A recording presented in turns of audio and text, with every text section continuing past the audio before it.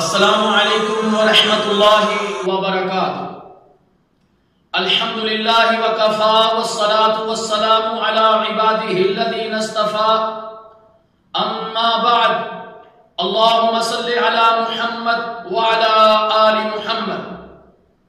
حمد و صلاۃ کے بعد رمضان مبارک کے دروس کے سلسلہ میں آج آخری درس آپ احباب کے سامنے بیان کیا جا رہا ہے، اور جس موضوع پر گفتگو کرنا ہے وہ ہے شوال کے 6 روزے۔ عید کے بعد شوال میں 6 روزے رکھنے سے سال بھر کے روزوں کا ثواب ملتا ہے۔ ابو ایوب رضی اللہ تعالی عنہ سے روایت ہے کہ رسول اللہ صلی اللہ علیہ وسلم نے فرمایا، جس نے رمضان کے روزے رکھے اس کے بعد شوال کے 6 روزے رکھے تو یہ پورے زمانے کے روزے رکھنے کی مانند ہے۔ الحسنۃ بعشر امثالها، ایک نیکی کا اجر کم از کم 10 گنا ہے۔ تو اس کے مطابق ایک مہینے یعنی رمضان کے روزے 10 مہینوں کے برابر ہوئے، اور اس کے بعد شوال کے 6 روزے بھی رکھ لیے جائیں جنہیں شش عیدی روزے بھی کہا جاتا ہے، تو یہ 2 مہینوں کے برابر ہوئے۔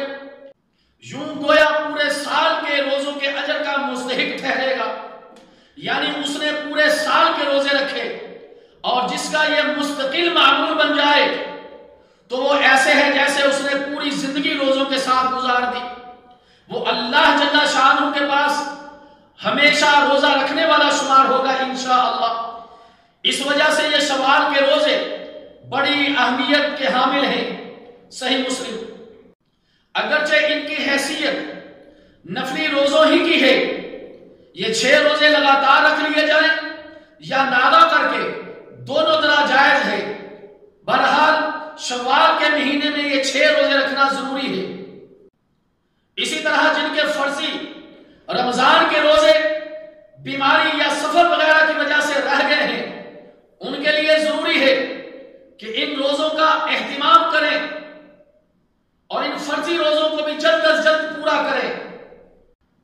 میرے محترم دوستو، شوال کے 6 روزے پورے کرنے کے بعد عید کی طرح خوشی منانا بدعت ہے، سنت سے ثابت نہیں، اور جو سنت کے ساتھ محبت کرتا ہے وہ اپنے آپ کو بدعات سے دور رکھتا ہے، اور مسلمانوں کو چاہیے کہ وہ اپنے آپ کو بدعات سے بچائیں اور سنت رسول صلی اللہ علیہ وسلم کا اہتمام کریں۔ اسی طرح میرے محترم دوستو، سال کے اور مہینوں میں بھی نفلی روزے جو اللہ کے رسول صلی اللہ علیہ وسلم کی سنت سے ثابت ہے ان کو رکھنا چاہیے، جیسا کہ ہر ہفتے میں 2 روزے سوار اور جمعرات کا، اور ہر مہینے میں ایام تشریق کے روزے، چاند کی 13، 14، 15 کا روزہ، اور محرم کی 10ویں کا روزہ، اور اس کے ساتھ یہود کی مخالفت میں 9ویں کا یا 10ویں کے ساتھ 11ویں کا روزہ رکھنا۔ اسی طرح عرفہ کے دن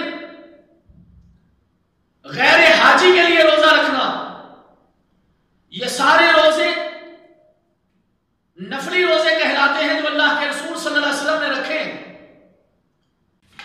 رسول اللہ صلی اللہ علیہ وسلم کی محبت کا تقاضا ہے کہ ایک مسلمان مرد و عورت ان نفلی روزوں کا بھی اہتمام کریں۔ اللہ تعالیٰ جل شانہ سے دعا ہے کہ اللہ تعالیٰ ہمیں ان روزوں کا اہتمام کرنے کی توفیق عطا فرمائے، اور رمضان مبارک کے اندر جو ہم نے روزے رکھے ہیں اللہ تعالیٰ ان کو قبول و منظور فرمائے۔ ان کے رکھنے میں جو ہم سے کمیاں کوتاہیاں ہو گئی اللہ تعالیٰ ان سے درگزر فرمائے۔ جو عبادات، قیام اللیل، قرآن کی تلاوت، ذکر و اذکار و تسبیحات ہم نے کی ہیں، اور مسلمانوں نے جو مساجد کو آباد کیا، اللہ تعالیٰ جل شانہ ان کی تمام عبادات کو قبول و منظور فرمائے۔ آخر میں تمام مسلمانوں سے گزارش ہے کہ جس طرح رمضان مبارک میں مساجد کو آباد کیا، اسی طرح